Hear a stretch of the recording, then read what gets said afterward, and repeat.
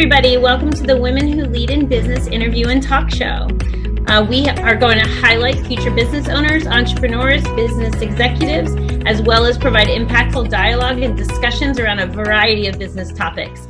My name is Dawn Marie Bornheimer. I'm a sales executive, mentor to emerging leaders, author of The Strength of Our Anchors, and I'm excited to be here.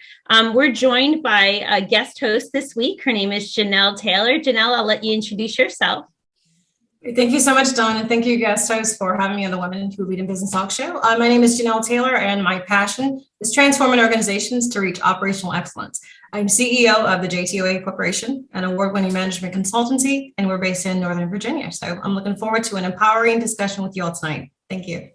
Thank you. Hi, everybody. I'm Maisha Hoye. I am the CEO of BSHG LLC. I manage and market customer first marketing, Maisha Lemonade Stand, and Q-Bob.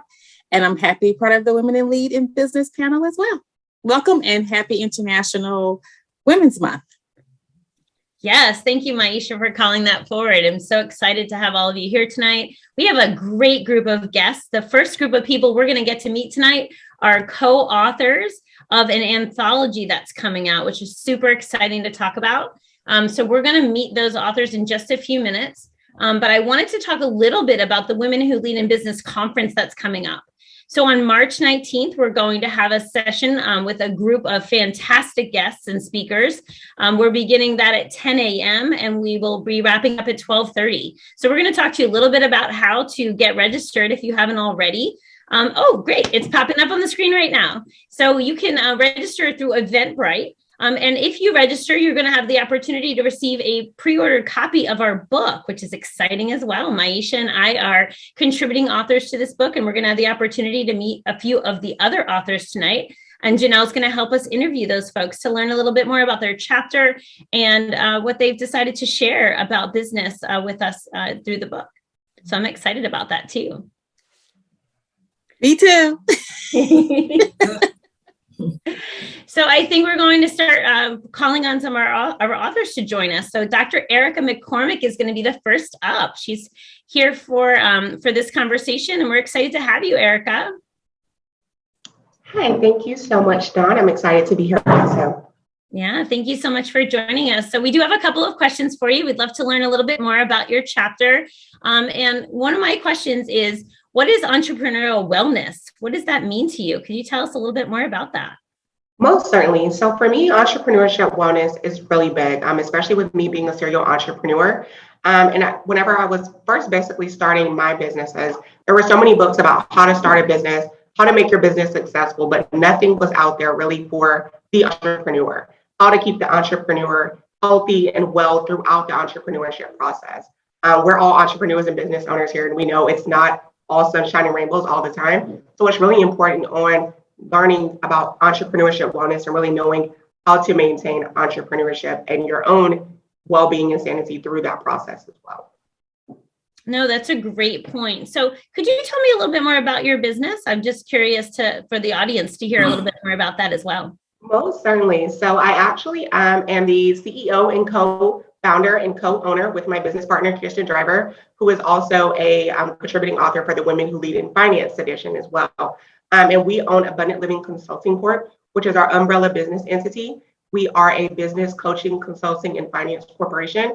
We also have 6 service lines that are correlated to and owned by Abundant Living Consulting Corp, which is TaxNest Financials, which is our personal and business tax preparation, accounting and bookkeeping service. We also own Credit Flex Technologies, which is our credit restoration and financial literacy program, and our newest baby, which is Freedom Financial Group, which will be launching April the 1st, which will be a personal and business banking financial institution organization.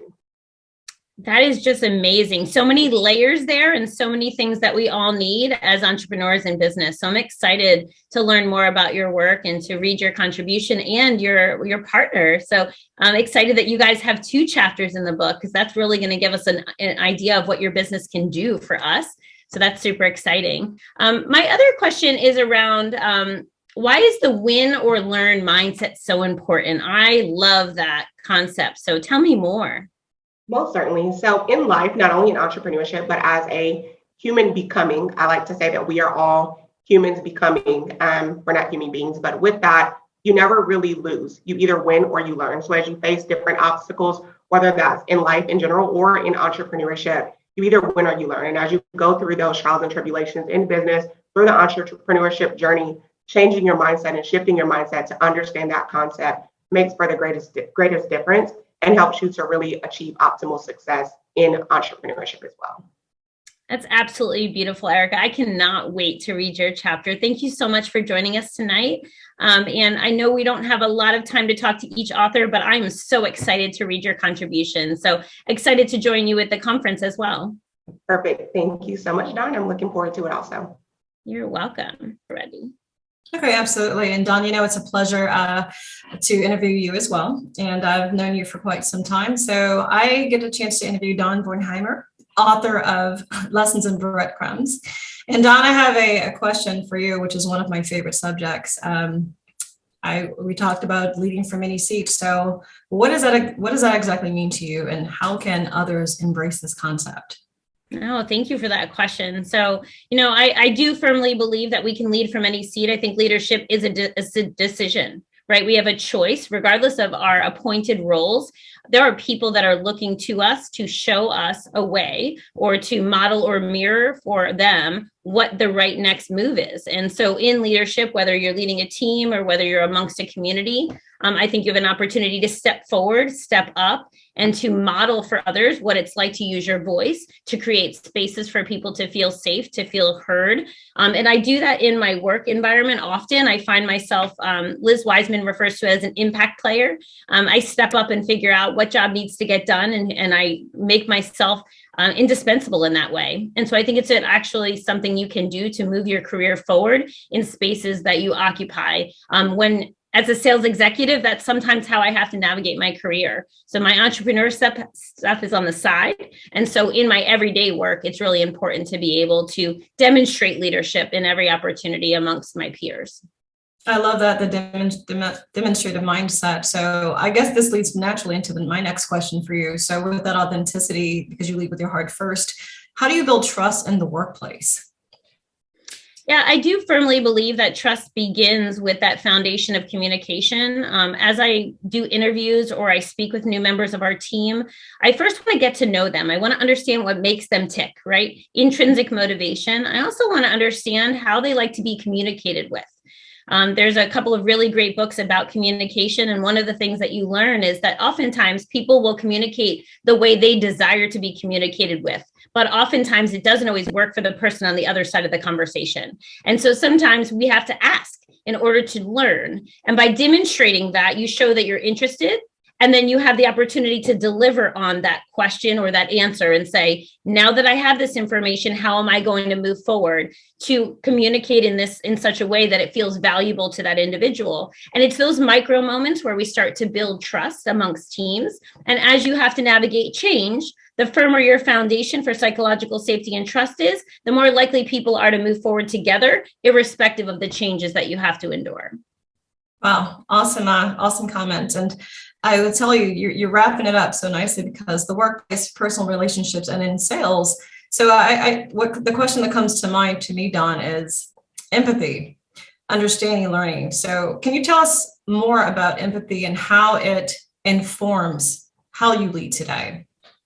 No, that's a really great question. And thank you for that. Because I think as a young child growing up, I always was worried about the kid that was sitting by themselves, right? I recognized that there was a kid that was picked last for the kickball team. There was always someone that I felt that I needed to check on or move towards and move in the direction of and make them feel more included. And then I moved into the athletics and sports environment where I took a natural leadership role. And I always paid attention to making sure that everyone was included. And a lot of that ties back to empathy. A lot of that is this recognition of how other people may be experiencing something.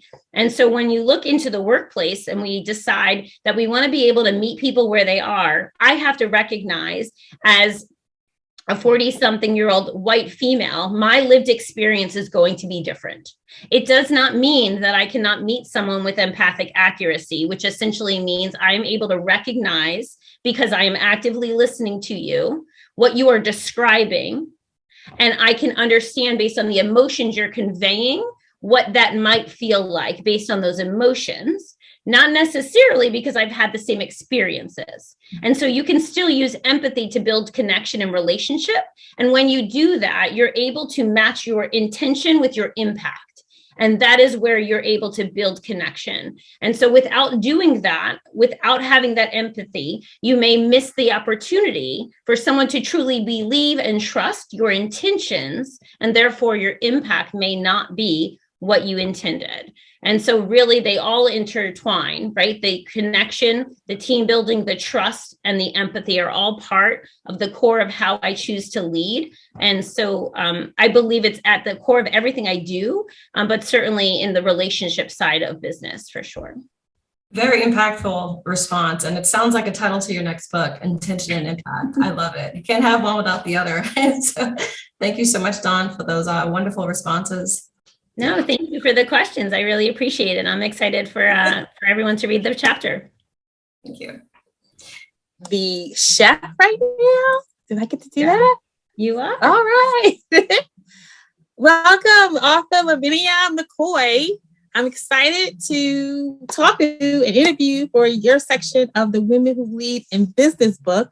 Before we do, can you just talk a little bit about yourself and why you chose to do the Women Who Lead in Business?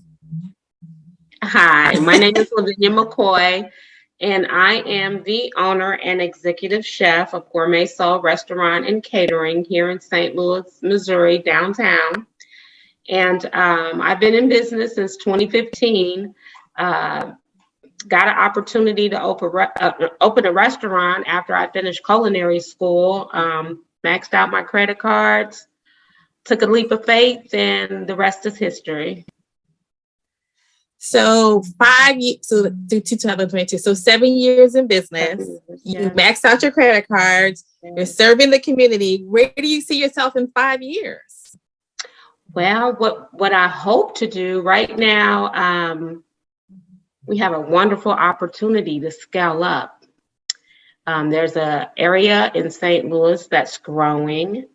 It's called Prospect Yards, and they came looking for Gourmet Soul, and looks like it might happen. With this opportunity, we'll be able to scale up.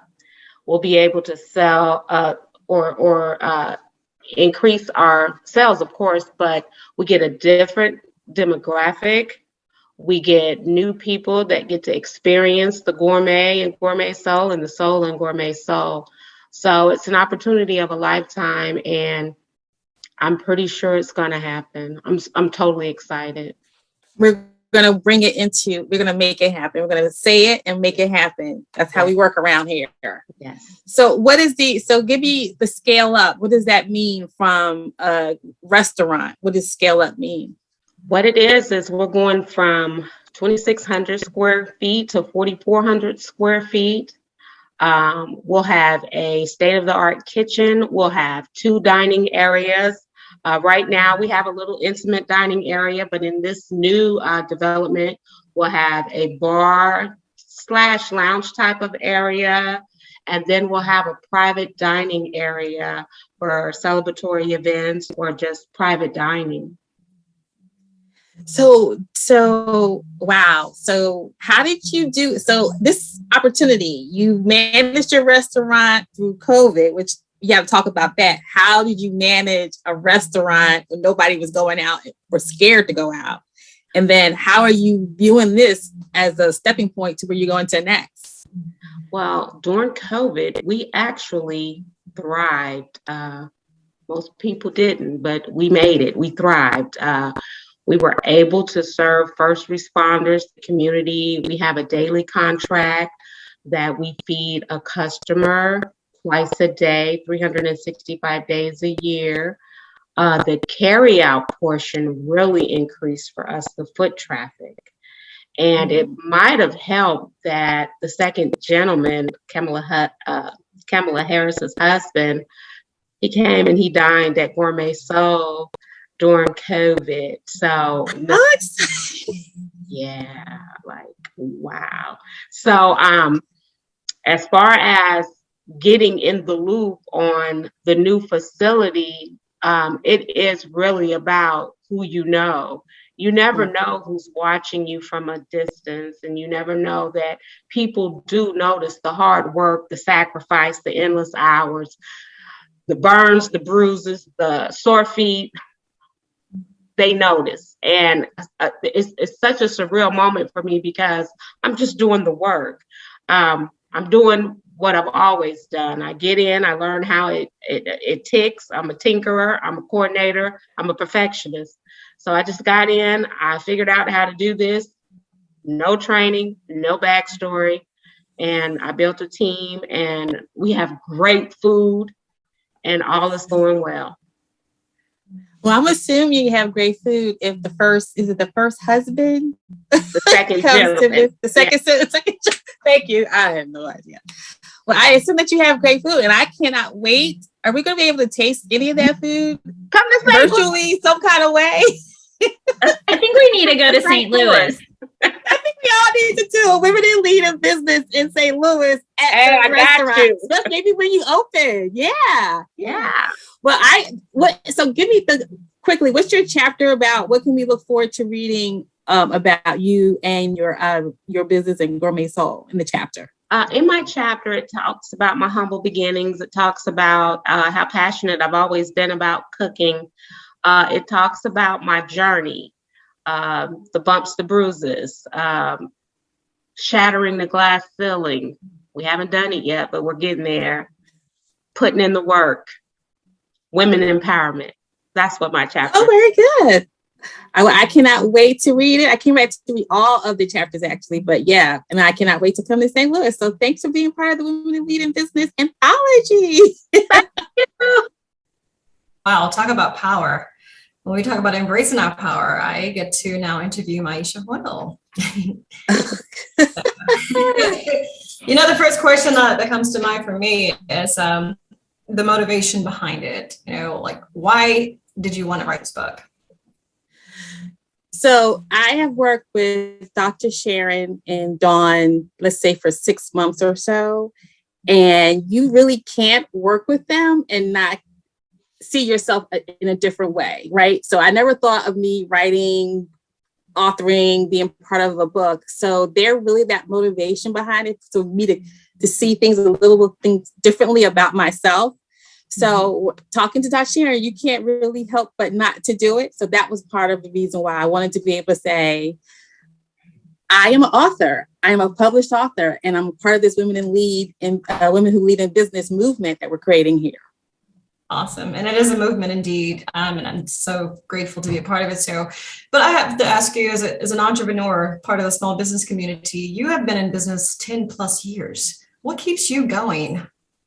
What keeps you going after 10 years? That's a decade plus. So yeah, I think, it's funny. I'm very self-motivated. I'm very goal-oriented. Like doing the Women Who Lead in Business anthology, I was like, oh, this is something new I've never done before.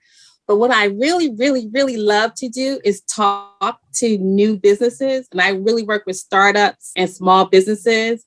And I think every time I talk to someone who has an idea, like I have a couple calls coming up next week about businesses I've never even thought of, it keeps me jazzed and it keeps me going. And that energy that is there, that comes through the Zoom screen, I just love it. So I think as long as there's people out there who are having these great ideas and they're contacting me to help them formulate their marketing strategy or their growth strategy, I'll stay in business forever. And that's just why I've been doing it for the last 10 years.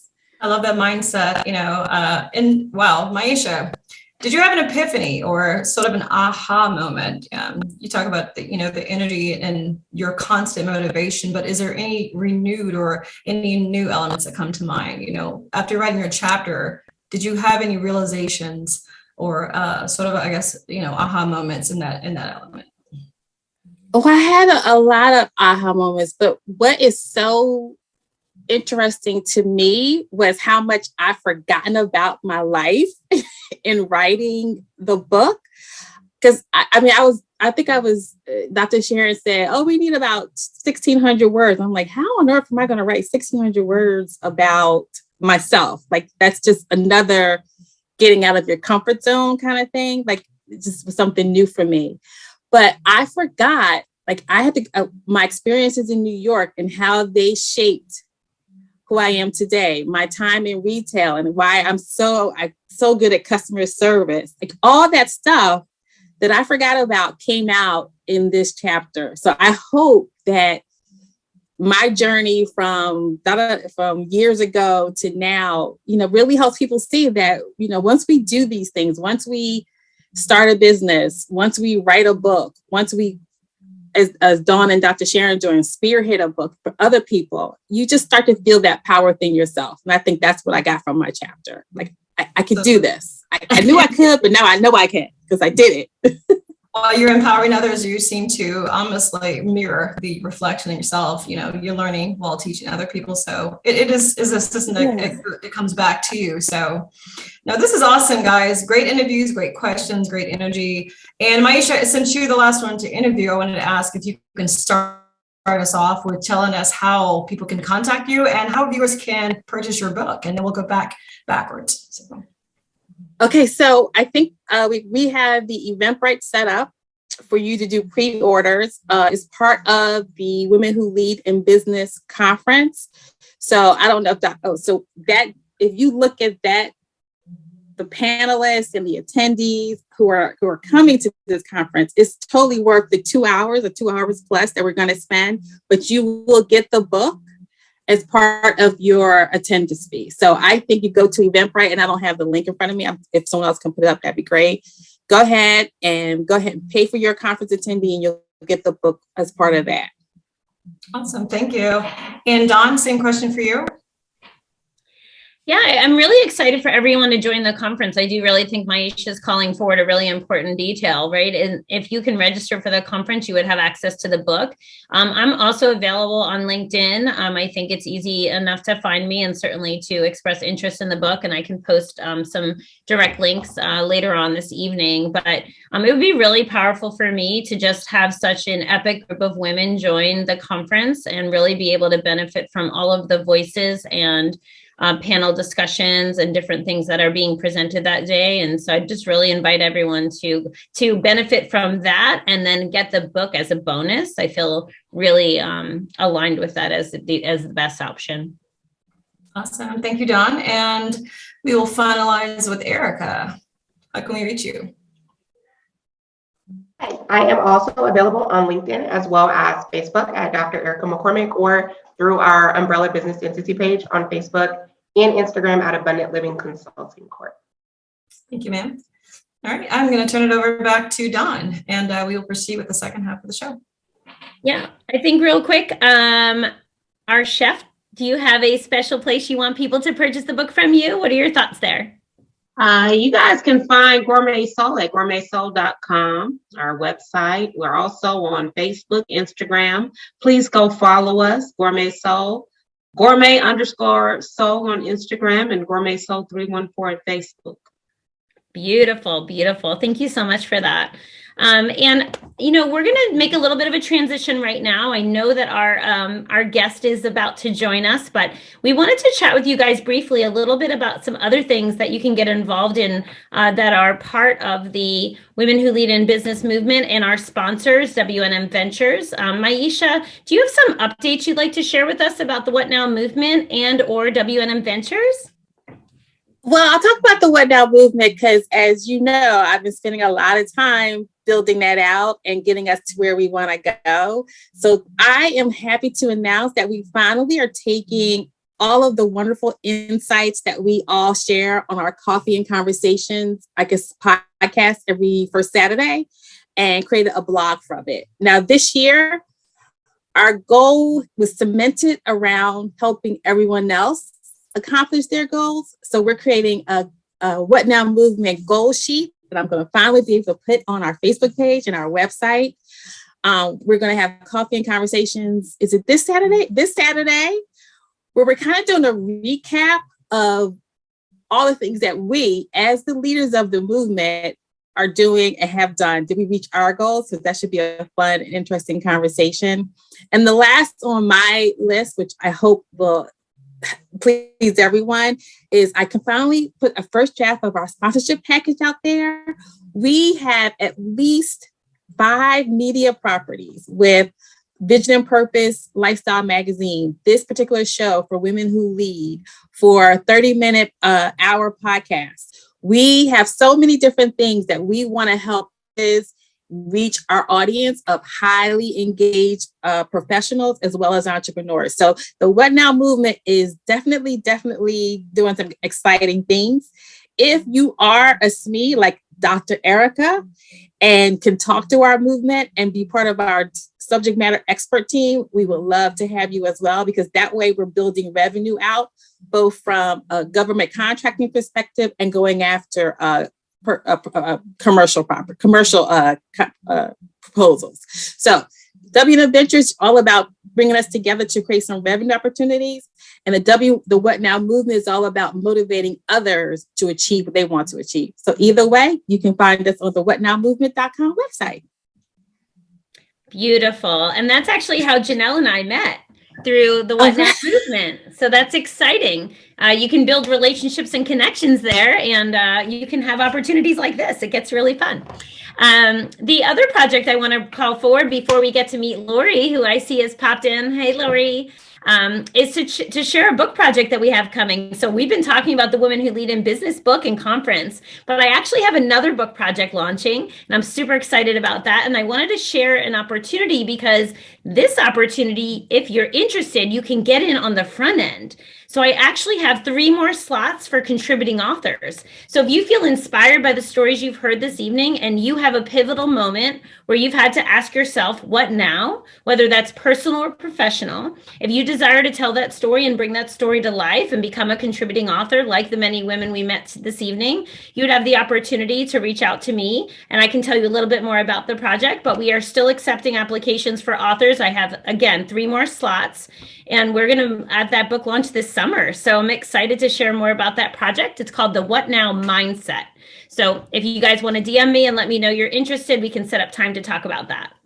So that's the other exciting thing that's connected to the movement that I wanted to share. All right. So Lori is here with us. Hello, Lori. How are you? Hello, Dawn. I might have to DM you about that. Yes. This is why I say these things to everyone. So excited. There are so many what now moments. Yes, there really are. So I want to give you I want to read your bio to everyone so they know a little bit about you and who you are with us this evening. And then we'll kind of dive in. We have some questions and some things we want to chat with you about. So I'm just going to go ahead and read your bio so everybody can know how fabulous you are. And then we'll go ahead and dive in a little bit deeper. So Lori Blatt works with decision makers and their teams to understand the needs for cohesive, personal, firm brands, but are struggling to find their voice in the overwhelmed by content creation, right? The content creation sometimes gets people really bogged down and are missing the executable marketing plans to keep creating and maintaining momentum. She helps clients weave their passion and energy into their brand and marketing so they lead with what makes them different and stands out in the noisy world. I love that so much. I always say that I want to help elevate voices amongst the noise. So I love that you're helping them do that through their brand. That's just magical. Lori is a creative soul living in an analytical mind. Ooh, this is very interesting, Lori.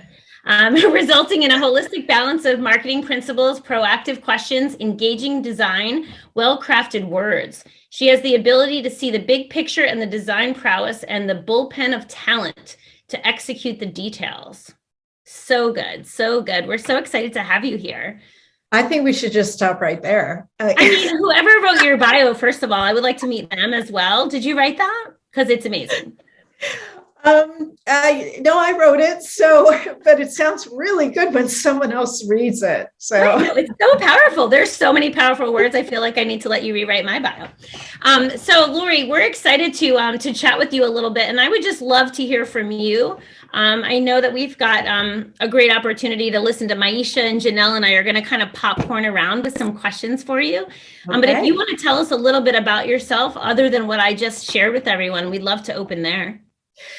Yeah. So as you see in my Zoom name, I have the term trendsetter behind it. And we're going to talk a little bit more about that, but it's an archetype. And what's funny to me now, as I look back on my career and just how I grew up, that I was always a little bit of this risk taker. Yet I would never have given myself like that description. But I was, when everyone was going to school for computer science and medical, I was the one that went to art school. And, it was there that I fell in love with the city of Philadelphia. I was, came from the country, went to the city. Yeah, there, Maisha's like, yes. And, my career path started out, I was a graphic designer, communications major. And over the years, I had an opportunity to work with some really great product managers and businesses, B2C, some really big players like Alpo and Liquitex and Sodexo. And I got to really see behind the marketing curtain and pick up a lot of what was going on in terms of how people were making their decisions around how they were promoting their business and how they were really promoting themselves. And over time, I just really got focused on the idea of brand. And it's really, really important to identify the difference between branding, marketing, and advertising. A lot of times they get very lumped together. People will use them interchangeably. And while there's a synchronicity between them, they are different.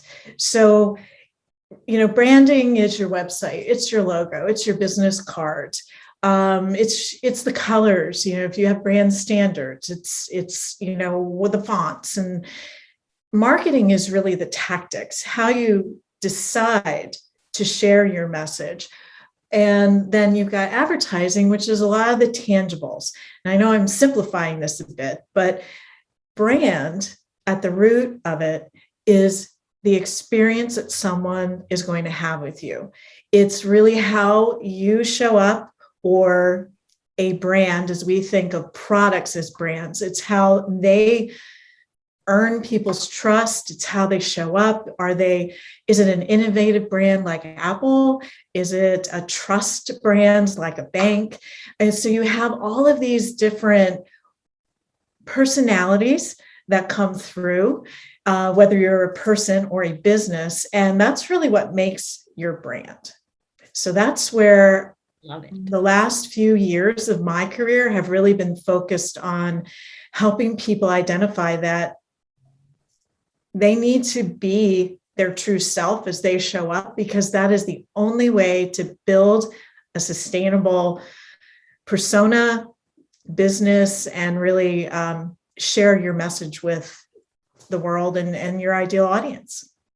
I love that. I love everything that you're saying. Dr. Sharon tells me that you might have a presentation to share with us. Do you have something that you may want to share with us visually? I do. So probably about, and I will do this. I will share this with I know you. Maisha's dying to ask you questions, but we would love to see Lori have. is my marketing twin, my marketing soul sister. I just love everything she said. I can't wait to see more. We'll have to catch up post show then, Maisha. This is good. So what I want to show you here is this was actually about 2 years ago. I was exposed to this fascination assessment, and it is really a personality assessment. So I'm sure that all of you have been exposed to Myers-Briggs, Strength Finders, perhaps, DISC, like I've taken them all. And that they are psychological assessments, how you perceive yourself in the world around you and how you relate to people. What's different about the Fascinate survey is really, it is a personality brand test. And it allows you to identify your strengths, your top 2 strengths. and making into an archetype. So there are 7 strengths that we all have. We have them in varying degrees. And I can show you that in Sharon. I had Dr. Sharon take the assessment, and I can show you how that all plays out. But when you take this assessment, through answering these questions, you're actually finding out how the world perceives you in your best self. So the advantages down the left-hand side, those are your primary.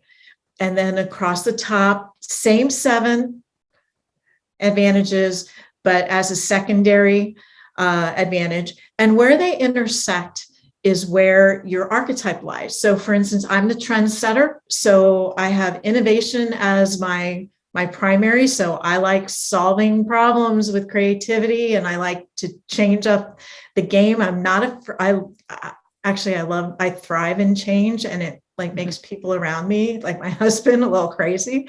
But then I also have this very strong sense of standards, high expectations, that coming together, that makes the trendsetter. So I think when I took this assessment, I initially was very shocked to see the acronym. I totally was into the advantages, but I'm like, I'm not Kim Kardashian. Like how can I own this archetype description of trendsetter? But the more that I sat with it and really embraced it, it really actually changed how I approached my business. And that's where I think the real power behind this type of tool comes into play for me. I have all my clients take it. I share it with colleagues and prospects, and it really helps them begin to see themselves in a different light. Because when you understand how you show up and how the world sees how you deliver value, it just changes the game. Because now we get into a trap of feeling like we have to be better than others. And it's better. What's better than better is to be different. And when you know your archetype, when you know your top advantages, you can step into the role of really being different. And that's what makes you memorable. And that's what makes you fascinating. Oh my gosh, this is like a combination of beautiful human design too, which is very exciting for me. I would love to see Dr. Sharon's results. Do you have that? Yeah. So let me stop. And you're gonna share the link or whatever, so I can take it. I need to take this. I shall do that. So let me pull up what her report looks like.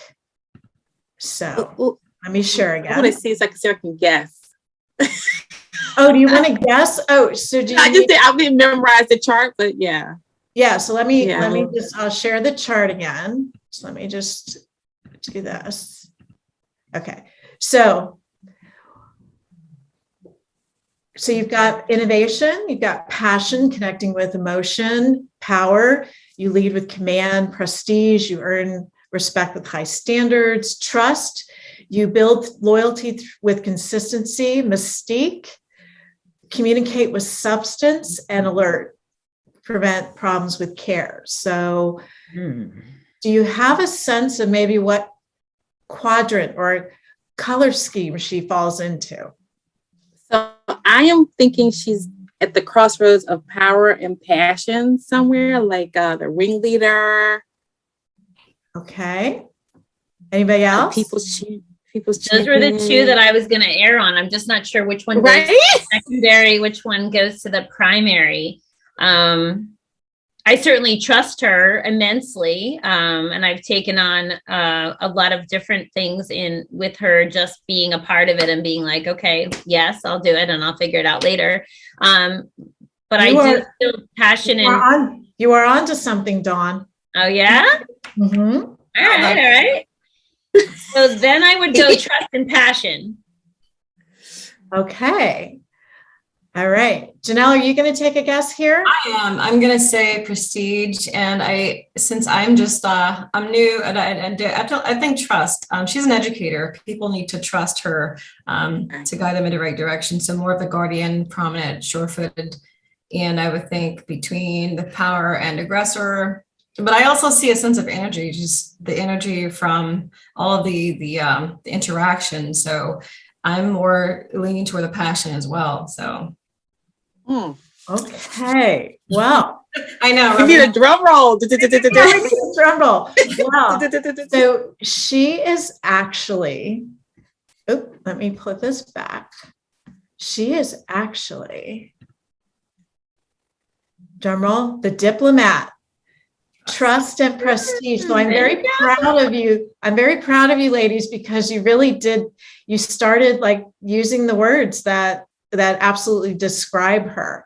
So she came in as a diplomat. So this is really someone who exudes confidence because of how she's committed to her principles. And she leads by example. She's got a really strong work ethic, and she's got this subtle approach, but it's a confident approach to life. And she's building loyalty through relationships. So am I describing her? Is this good? Yes. Okay. Yes. So fascinating.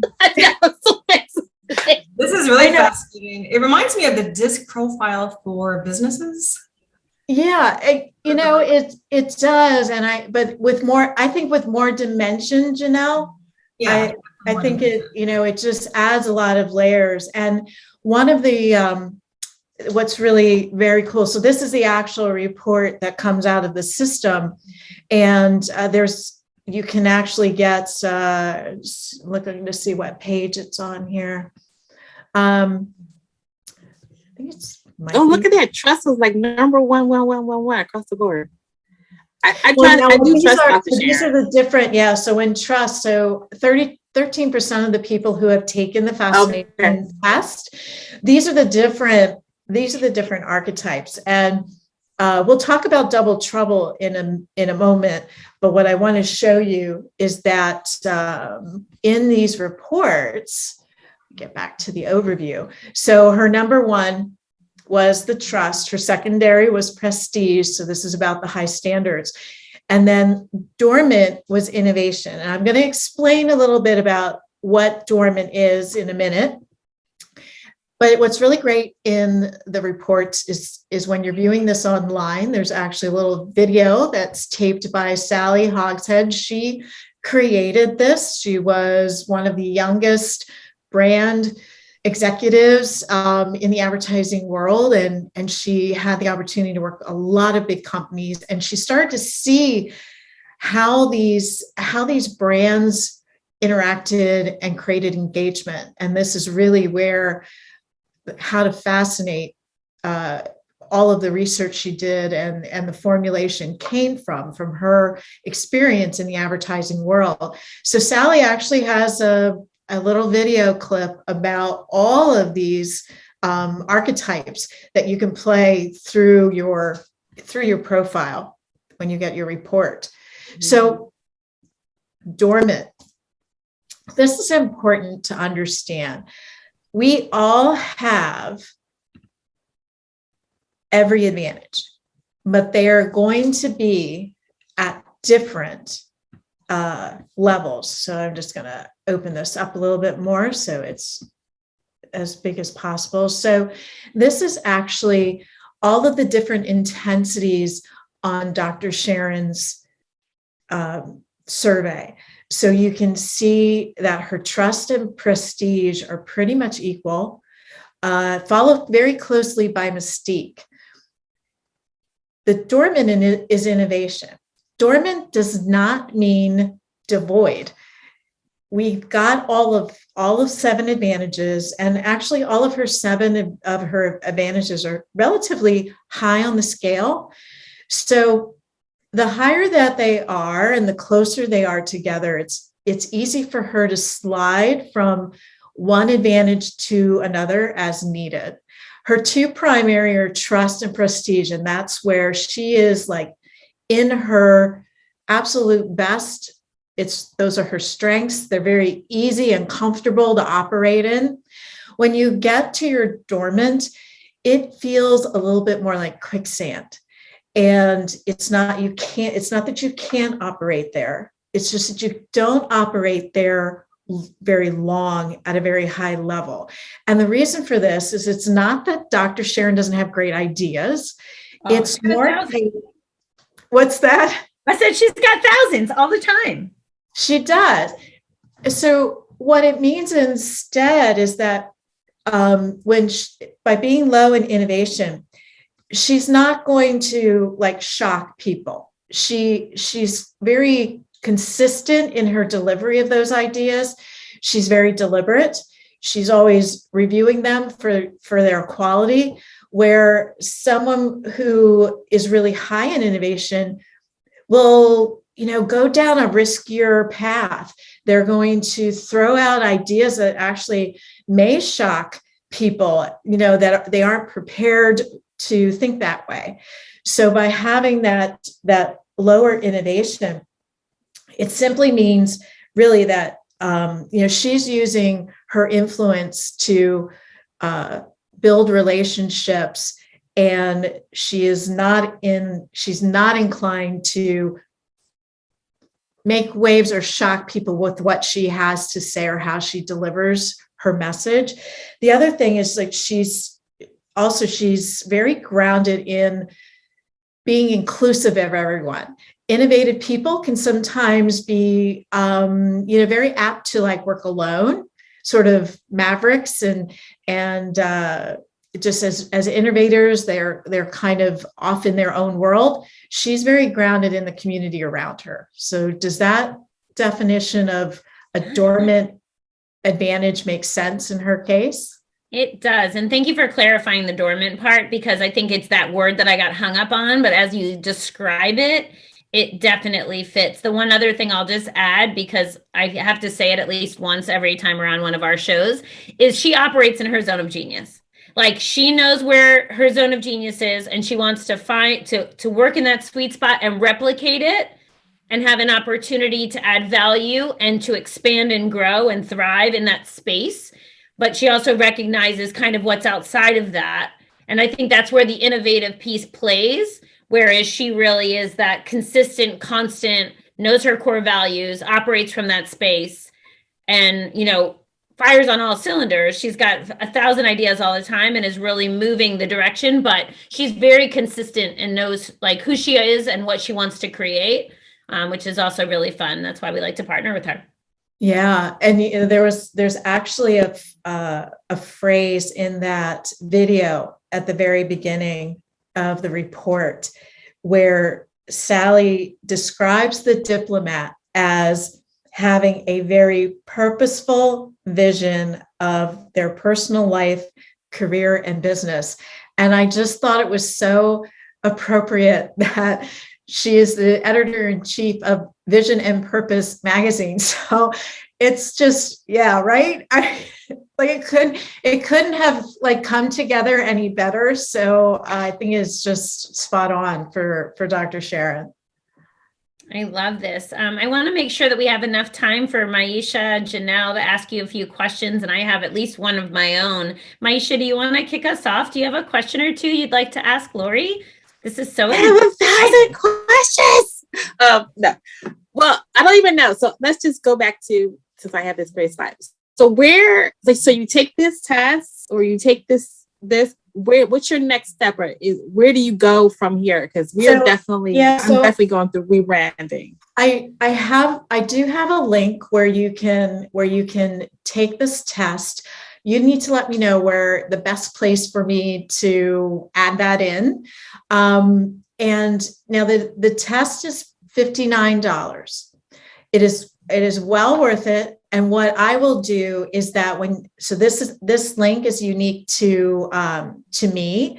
So when you take the test, I will get notified, and then I can help you be able to understand your report, and I will gift that for free. So it's probably best if you want to take the test, what I would suggest doing so I can keep track is actually connect with me on LinkedIn, Lori Blatt, easy to find me. I'm the only, I think honestly, I'm the only Lori Blatt out there, but you'll see me there, and just direct message me. I'll send you the link. I'll be able to then help you, review your report when you get it. And I would be happy to do that at no cost, because I really believe that this type of report is and tool can really help people get clear on how they need to show up, help their messaging, really help them get clarity around who it is that they are. It is the foundation of my Meraki process within my branding business. And the Meraki is a Greek word that essentially translates as the essence of oneself.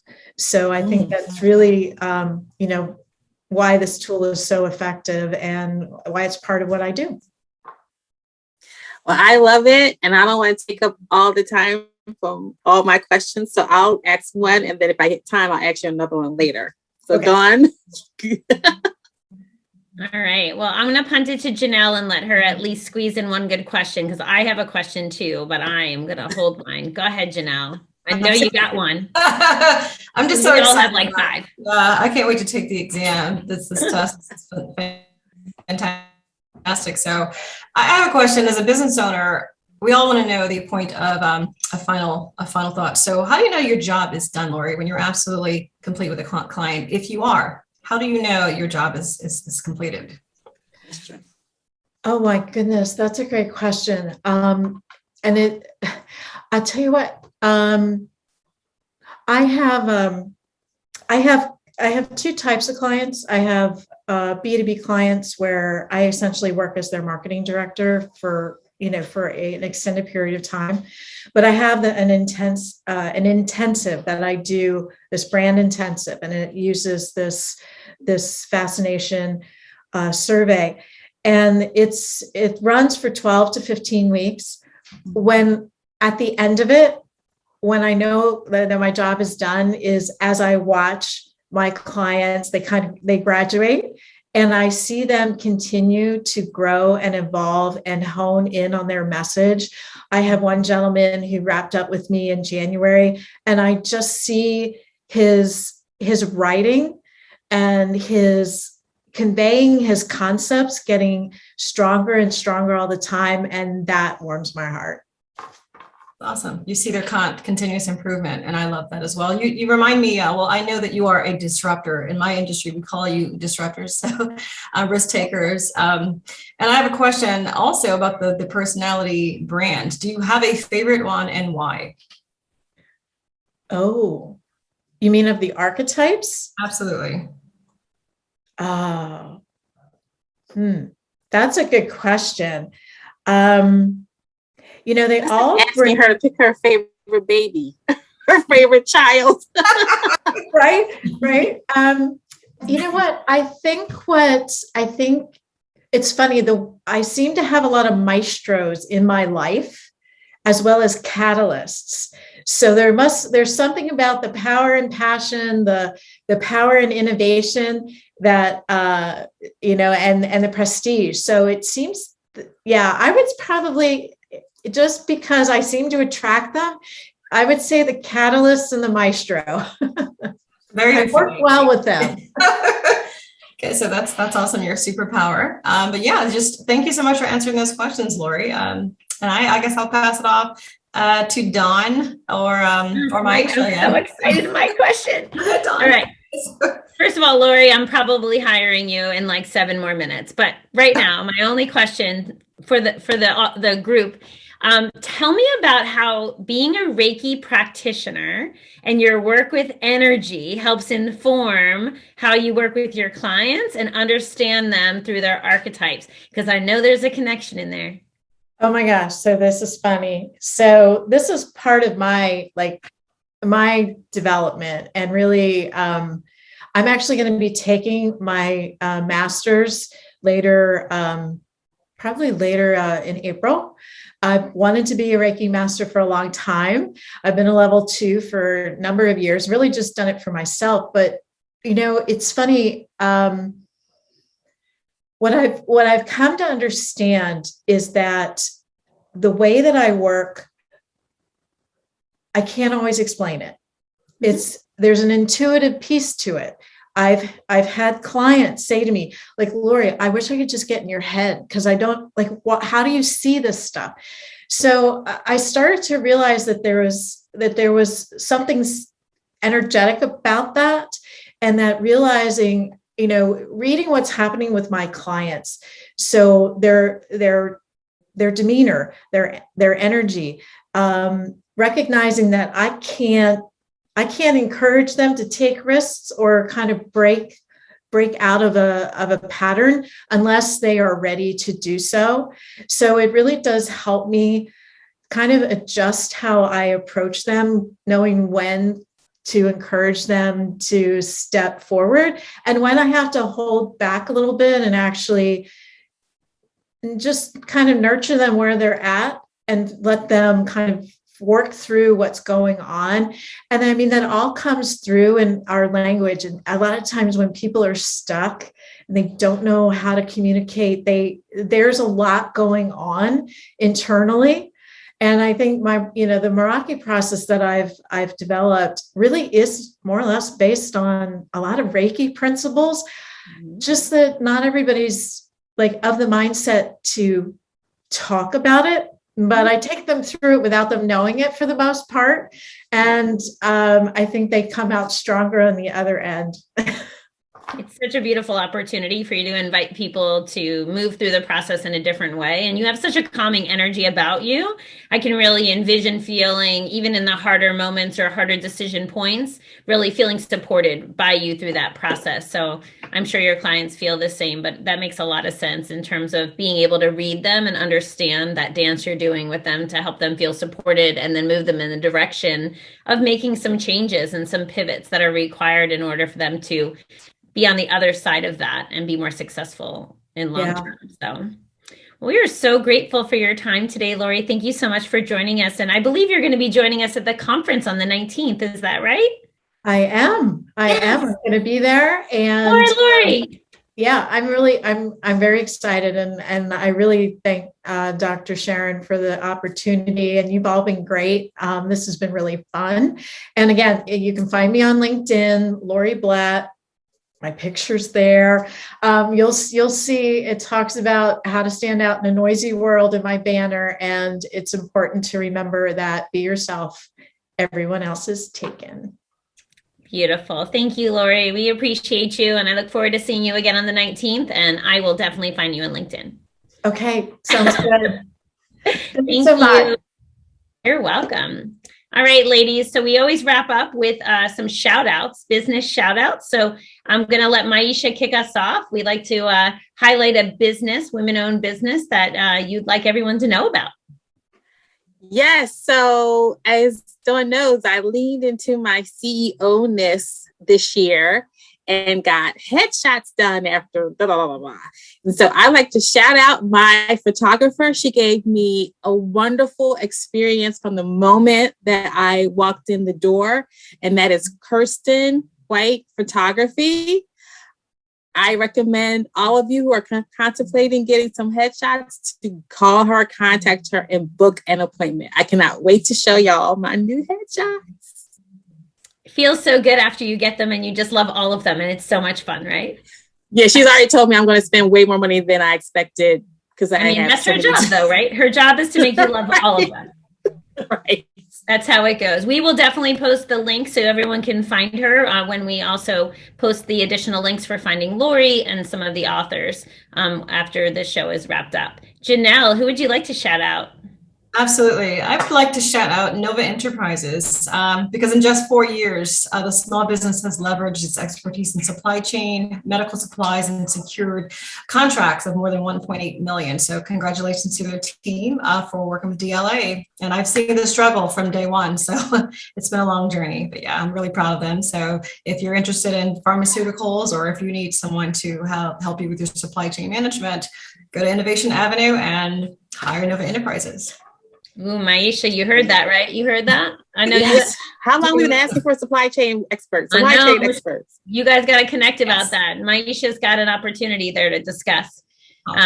And my shout out is to my dear friend, Maria Flores Harris. She is launching her own business for the first time. I met her during my time at Kaplan. She is a brilliant nurse educator who recognizes a gap for nurses that are ready to transition to becoming educators, that want to understand how they can convert and move their expertise over to the education space. And so she's created a solution in between. And so academic Partners Consulting is her new business. She just launched this month. She's going to have some webinars coming up and some exciting things. I believe I'm joining her as a guest in the near future. So I will make sure to share her content out. But I'm just so excited for her to make this pivot, especially during a time where healthcare workers like nurses are just so overwhelmed with the pandemic and really looking for a change and a pivot at times. And she's there to meet them with open arms and help them along the way and be a partner in that transition for them. So I'm super excited to celebrate her